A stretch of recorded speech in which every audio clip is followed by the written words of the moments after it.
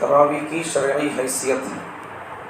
تراویح شریعت میں، اسلام میں کیا درجہ رکھتی ہے، اس کے مسائل.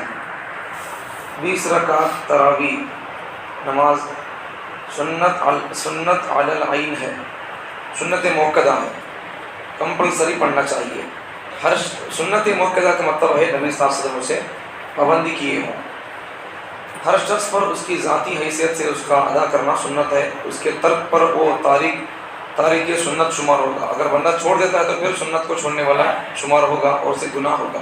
البتہ جماعت کے ساتھ اس کی ادائیگی یہ سنت کفایہ ہے. مطلب یہ ہے کہ اگر مسجد میں اگر تراویح کی نماز ہوتی ہے، اب کچھ لوگ کسی کا بچہ حافظ ہے بول کر یا پھر سب کے بچے حافظ صاحب ہیں بول کر فرض نماز مسجد میں پڑھ لی ہے.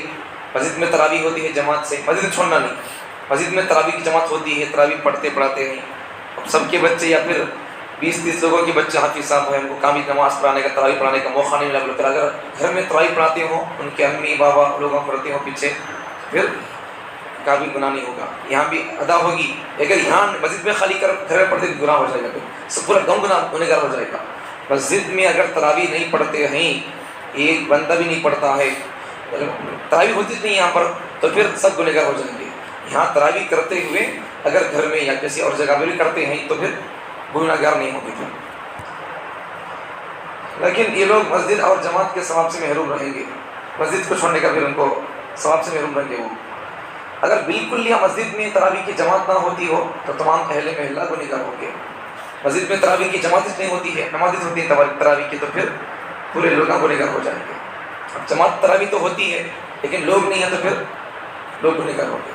جو شخص پابندی سے اللہ تعالیٰ کے ثواب کی امید رکھتے ہوئے حدیث تراویح کی نماز ادا کرتا ہے، اللہ تعالیٰ اس کے پچھلے تمام گناہ معاف فرما دیتے ہیں. حدیث میں جو بندہ اللہ مجھے تراویح پڑھوں گا، ثواب دیں گے، نیکیاں دیں گے، اس نیت سے تراویح پڑھتا ہے تو اللہ تعالیٰ اس کے پیچھے کے گناہ تمام معاف کر دیتے ہیں. تراویح میں یہ قرآن مجید ختم کرنے کو صاحب قدوری کے علاوہ تمام فقہاء نے سنت موقدہ لکھا ہے. ایک کتاب لکھنے والے ہیں صاحب قدوری کتاب لکھے، مسائل کی کتاب عربی میں. تو ان کے علاوہ دوسرے فقہاء کا، علماء کا کہنا کیا ہے کہ تراویح قرآن مجید رمضان میں تراویح میں ایک تو کمپلسری کرنا سنت موقدہ بول کر فرماتے ہیں. 3 ختم کرنا افضل ہے، بہت بڑی بات ہے اور خوش نصیبی کی بات ہے. اور یہ سنت لوگوں کی غفلت اور سستی کی وجہ سے نہیں چھوڑی جائے گی. اور جو لوگ تراویح کی پہلی رکعت میں عموماً لمبی ہونے کی وجہ سے شریک نہیں ہوتے، بیٹھے رہتے ہیں یا باتوں میں لگے رہتے ہیں، یہ لوگ تراویح میں قرآن کریم سننے کی سنت سے محروم ہیں. تراویح کی نماز تو کھڑ گئی، لوگوں پیچھے لاتا ہاتھا پھیلا لے کو بیٹھ کو ہے، منتخ مالے کو ہے، باتاں چیتاں کر لے کو ہے. جب رکوع میں جاتی تب بھاگ کو آتی تو یہ لوگ، ان کو گناہ ہوگا، قرآن کی بے ادبی کا گناہ ہوگا. یہ لوگ تراویح میں قرآن نہیں سنے گا، بیٹھ کو ہے سننا. نماز میں سننا سو قرآن، نماز میں پڑھتی قرآن، نماز میں قرآن سننا ہے. اب دیکھو 2 باتیں ہیں. یہ پورا رمضان تراویح پڑھنا یہ الگ سنت ہے. دوسرا ہے مکمل قرآن ختم کرنا، مستقل سنت ہے. 2 باتیں. پورا رمضان تراویح پڑھنا یہ الگ سنت ہے، اور پورا قرآن سننا پورے رمضان میں الگ سنت ہے. اب ہوتا کیا ہے یہاں پر، بعض لوگ کیا کر لیتے ہیں، بعض لوگ الگ طرح سے پڑھ لیتے ہیں. تراویح تو پڑھ لیے لیکن پورا قرآن نہیں سنے، وہ سنت ان سے چھوٹ گئی.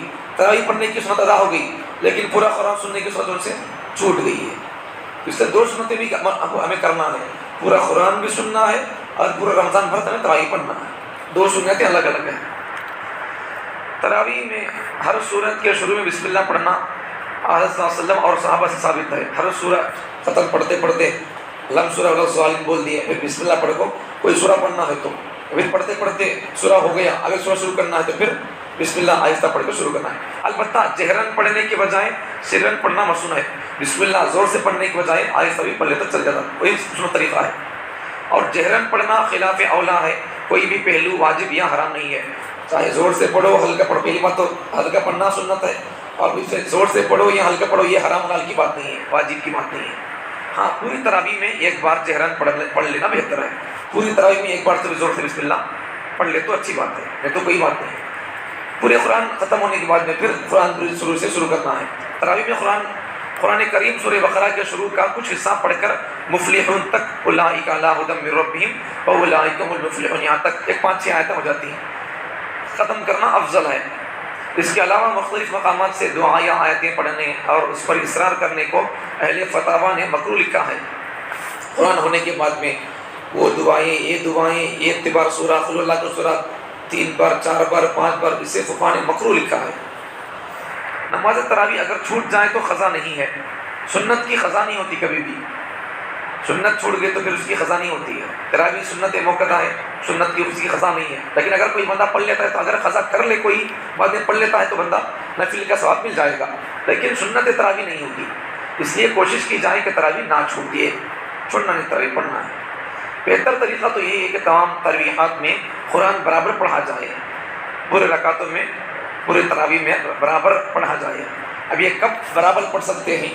اب 30 کو اگر ختم کرنے کا رہا تو روزانہ ایک پارہ کر کو ختم کر سکتے ہیں آرام سے۔ 10 کو ختم کرنا، 20 کو ختم کرنا، 3 دن میں قرآن ختم کرنا، ایک ہی دن میں ایک ہی آپ کو پورا قرآن ختم کرنا بول کر لوگ پڑھتے ہیں تو پھر انہوں کیا اسپیڈ سے پڑھتے ہیں اللہ جانتا ہے۔ اس لیے اطمینان سے اگر ایک پارہ پڑھنے کا اگر معمول ہوگا تو پھر اچھا ہوگا، پڑھنے میں ہمارے کو مزہ آئے گا اور سننے میں تمہارے کو مزہ آئے گا، سمجھ میں آئے گا۔ ورنہ پھر ظالم کیا ہو گیا، ظالم بولے خالی بیچ میں کیا نہیں پڑھا تو حال ہو جائے گا، پھر گناہ مجھے بھی ہوگا، تمہیں پریشر کریں گے جلدی پڑھو بول کر تو پھر تمہارے گناہ تمہارا ڈبل گناہ ہوگا، پھر کئی کو پھر ڈبل اسٹریٹ پڑھو بولے سے اس کو۔ اس لیے ایک پارہ ہوگا تو پھر اطمینان سے ہمارے لیے پڑھنے کے لیے آسانی ہوگی، تمہارے کو پڑھے سے کیا پڑھتی ہیں سمجھ میں آتا۔ پھر بہتر طریقہ تو یہ ہے کہ تمام تراویحات میں قرآن برابر پڑھا جائے، البتہ ایک میں زیادہ اور ایک میں کم پڑھنے میں کوئی بھی قباحت نہیں ہے۔ ایک رکعت میں 2 صفحے پڑھ دیے اور ایک رکعت میں 1 صفحہ پڑھ دیے، کوئی مذائقہ نہیں ہے۔ پہلی رکعت میں 1 صفحہ پڑھ دی ہے، دوسری رکعت میں 2 صفحے پڑھتی ہیں، کوئی بات نہیں ہے، بشرطے کہ مصلیوں کو اس سے بوجھ نہ ہوتا ہو، پیچھے کرنے والے لوگوں کو اس سے وزن اور بوجھ نہیں ہونا، تکلیف نہیں ہونا، تو پڑھ سکتے ہیں۔ پہلی رکعت میں 1 صفحہ، دوسری رکعت میں 2 صفحے پڑھ سکتے ہیں۔ بہتر طریقہ ہے کہ ایک حافظ صاحب تراویح پڑھائے، بس جگہوں پر 2 لوگوں پڑھا ہوتی ہیں، 10 رکعتوں 10 رکعتوں۔ دیکھو کیا مسئلہ ہے، اگر 2 حافظ مل کر تراویح پڑھاتے ہوں تو تراویحاں مکمل ہونے پر دوسرے کو آگے بڑھائے، مطلب 4 رکعت ہے یا 8 رکعت ہے یا 12 رکعت، ایسا وہ مکمل ہونے کے بعد 4 رکعت کو ایک تراویحاں بولتی، تو پھر 12 رکعت ہونے کے بعد کیے تو 8 رکعت کی بات کی، دوسرے حافظ صاحب کو پڑھانے کے واسطے موقع دینا۔ 10 رکعت پڑھا کرو 10 رکعت دی تو پھر یہ تراویحاں مکمل نہیں ہوا، چھوٹ جائے گا۔ مثلاً ایک 12 رکعت دوسرا 8 رکعت پڑھائے، اچھی بات ہے یہ۔ اب یہاں پر تراویح کی اجرت اور خدام دین کی خدمت، تراویح پڑھانے والوں کو تنخواہ ان کو دینا ہے، ہدیہ وغیرہ، وہ اس کا مسئلہ ہے۔ تو اس کے بارے میں تراویح کی اجرت سے متعلق اہل علم کی 3 آراء ہیں، علماء کی 3 رائے ہیں اس کے اوپر۔ نمبر 1 مطلقاً جائز ہے، نمبر 2 مطلقاً ناجائز ہے، نمبر 3 مخلص حیلے کے ساتھ جائز ہے۔ تینوں باتیں ہیں۔ اب یہاں پر تفصیل ہے سب، اس کا خلاصہ کیا ہے پوری تفصیل کا؟ اب تک تو تراویح کی جتنا تراویح کی اجرت کے حرام ہونے پر بولا گیا ہے، اس سے زیادہ ان حفاظ اور علماء کی خدمت حلال ہونے پر بولا نہیں گیا۔ جوڑے جہیز پر تو بولا گیا، لیکن بھائیوں بہنوں کے پراپرٹیوں پر بولا نہیں گیا۔ جتنا جوڑے جہیز پر بولا گیا بول کر بھی چھوڑا نہیں گیا، لیکن اس سے زیادہ بہنوں کی پراپرٹی پر ٹچ بھی نہیں کیا گیا اس پر۔ اس لیے بہتر ہے کہ آدمی پڑھانے والے، خدمت کرنے والوں کی آدمی خدمت کرے، ان کی خدمت کو اپنی سعادت سمجھے۔ تو ایک پہلو کی طرف نظر ہے، ایک پہلو کی طرف نظر ہے کہ حرام ہے بول کر لینا پڑھا کو، اچھی بات ہے، لیکن دوسری طرف ان کی خدمت کرنا ہمارا حق ہے بول کر وہ بھول گئے لوگ۔ ایک پہلو کی طرف ذہن مبذول اس درجے ہونا کہ دوسرے پہلو سے کوتاہی ہو جائے، یہ خود ایک کوتاہی کی بات ہے۔ یہ کسی بھی چیز کو، کسی بھی مسئلے کو ایسا پکڑ لیے کہ دوسرے چھوڑ دیے۔ پگڑی بھرنا فرض کو اتنا فرض اور اتنا ضروری سمجھ گئے، بچی نکال تو پگڑی بھر لگی۔ سنت کا اتنا اہتمام آ گیا کہ وہ فرض چٹ ہو گیا، یہاں پر اس کی کوئی خیال ہی نہیں رہا، ایسا نہیں ہونا ہے۔ جب یہ سنت ہے تو پھر وہ فرض ہے، یہ چھوٹ جائے گا چل جائے گا، وہ چھوٹے گا پھر نماز بھی نہیں ہوگی۔ کپڑا جسم چھوٹنا نہیں، ناف سے لے کر بمبئی سے لے کر گڑیا تک، وہ نہیں تو پھر کیسا فرض ہے، یہ بات ہے۔ تو ایک پہلو پر اتنا زور اور اتنا اس پر بولا گیا حرام ہے بول کر تراویح کے پیسوں پر، لیکن علماء کی خدمت پر بولا نہیں گیا اتنا، وہی مطلب ہے اس کا۔ اس لیے علماء کی خدمت کرنا چاہیے۔ صحابہ کے اندر یہ مزاج تھا، حضرت امیر معاویہ رضی اللہ عنہ، حضرت علی رضی اللہ عنہ کے نبی صلی اللہ علیہ وسلم کے نواز سے علی رضی اللہ عنہ کے بیٹے حسن رضی اللہ عنہ پر خرچ کرتے تھے، اور حضرت ابو لیث بن سعد رحمۃ اللہ علیہ، امام مالک رحمۃ اللہ علیہ کا اس قدر تعاون فرماتے کہ سال بھر کے ان کے 360 پر 5 جوڑے ان کو لا کے ڈالتے تھے۔ آج کون سا ایسا بندہ ہے تو بڑا مالدار آدمی اس وقت زمانے میں جو کسی امام صاحب کو 360 پر 5 جوڑے لا کر دے ڈالے؟ لیکن یہ دیکھو کر کو دیکھے ہمارے پاس آئیڈیا لے لوگوں۔ صدر ابو لیث بن سعد نے یہ کام کیا تھا امام مالک کے لیے۔ آگے دیکھو حضرت عبداللہ بن مبارک رحمۃ اللہ علیہ اپنی زکوٰۃ کا اکثر حصہ علماء پر خرچ کرتے۔ ہارون رشید کا علماء کے ساتھ خصوصی اکرام کرنا مشہور ہے۔ 200 علماء کو ہارون رشید بادشاہ 200 علماء کو وتھ فیملی کے حج کو بھیجتے تھے اپنے خرچے سے۔ کتنے بڑے مالدار نام ہو، ان کا دل کتنا بڑا ہونا۔ صرف مالدار نہیں تھے انہوں، مالدار بھی تھے، دلدار بھی تھے انہوں، یہ ہونا ہے۔ آگے دیکھو حضرت شیخ الحدیث رحمۃ اللہ علیہ فضائل عمل کے حضرت یہ کتاب لکھے سن حضرت فضائل عمل، ان کا معمول تھا مفکر اسلام حضرت علی میاں ندوی رحمۃ اللہ مولانا تھے، عربوں کا دورہ کیے، تبلیغی جماعت کا تعارف کرے عربی ممالک میں، تو انہوں حضرت علی میاں ندوی رحمۃ اللہ علیہ تو ان کے اوپر یہ حضرت کیا کرتے تھے، اپنا پیسہ خرچ کرتے تھے، انہوں لکھتے تھے کتابیں، انہوں لکھتے تھے کتابیں، تو ان کے زیادہ کام تھا تو ان کی کتابوں پر کام پر علی میاں کی کتابوں پر شیخ الحدیث رحمۃ اللہ علیہ اپنا مال خرچ کرتے تھے، بیچ کے ان کو دیتے تھے پیسے وغیرہ، اپنی کتابوں کے لیے میرا پیسہ خرچ کر بول کر۔ دونوں عالمان ہے لیکن ایک دوسرے پر خرچ کرتے تھے انہوں۔ امام ابو حنیفہ رحمۃ اللہ علیہ کا علماء کے ساتھ خصوصی برتاؤ نے در نایاب علماء کو جنم دیا۔ امام ابو حنیفہ رحمۃ اللہ علیہ امام ابو یوسف رحمۃ اللہ علیہ کے شاگرد انہوں حضرت ابو یوسف رحمۃ اللہ علیہ انہوں کپڑے دھوتے تھے، ان کے بابا نہیں تھے، تو امام ابو حنیفہ دیکھے بچے کے اندر ٹیلنٹ ہے، ذہن ہے، اللہ والے تھے ابو حنیفہ رحمۃ اللہ علیہ، دیکھتے ہی پہچان لیے بچہ بڑا ذہین بچہ ہے، ہوشیار بچہ ہے، دیکھ لے کو بولے بیٹا تو میرے ساتھ آ جا، تجھے پڑھنا سکھاؤں گا پڑھاؤں گا بول کر بول کو ڈالے گا گئے۔ بعد میں شام کو گھر گئے تو ان کی امی ان کو کہا کپڑے دھویا نہیں کیا، پیسہ لایا نہیں کیا بول کر پوچھتی، تو نہیں امی حضرت ایسا جنہیں امام ابو حنیفہ رحمۃ اللہ علیہ جیسا پڑھنے کا سب ڈالے گئی کو بولتے، تو پڑھا تو ہمارے گھر میں سمسر کا چلنا با تیرا باپ مر گیا بول کر امی ڈانٹتی ان کو، تو بچہ جا کو ابو حنیفہ کو بولتا، ابو حنیفہ آپ کو سمجھاتی، ماں تیرا خرچہ کتنا ہے بول در، میں تیرا خرچہ اٹھاؤں گا لیکن تیرے بچے کو پڑھنے کا موقع دے، اب ان کو پڑھنے کے بعد ان کو خالی نہیں چھوڑے، ان کو ان کے سب سے زیادہ سمجھائی، دیکھ میں تیرے بچوں کو ایسی پڑھائی پڑھاتا ہوں، ایسی ڈگری پڑھاتا ہوں، میں تیرے بچہ ایک وقت آئے گا بادشاہ لوگ بھی کبھی کبھار کھائیں گے، وہ لوگ وہ میوے وہ پھلا تیرے بچہ وہ کھائے گا انہوں بولتے ہیں۔ بعد میں زمانہ گزرنے کے بعد ہارون رشید کے زمانے میں ابو یوسف رحمۃ اللہ علیہ چیف جسٹس رہتے ہیں، اس وقت ہارون رشید کے واسطے کبھی کبھار پڑھتا تھا حلوہ، وہ امام ابو یوسف کے واسطے لاگ دیتے رہتے، انہوں جب ہوتی ہیں وہ دیکھو ابو حنیفہ کی بات یاد آتی ہے، کیا ہے یہ ان کی، جب انہوں ابو حنیفہ ان پر اپنا مال خرچ کیے، ان پر خرچ کیے، ان کی امی کو خرچے کے دیتے تھے پیسے، تو پھر انہوں ویسے تیار ہوئی ہے، یہ ہے علماء پر خرچ کرنے کا۔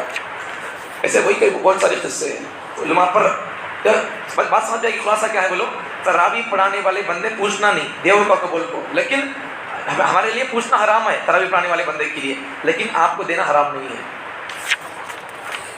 آگے دیکھو تراویح کے مسائل میں سے، تراویح کے اندر کتنے رکعت پڑھتے تھے نبی صلی اللہ علیہ وسلم، جیسے آج کل لوگ 8 رکعت 4 رکعت بولتے ہیں، آگے مسئلہ آئے گا۔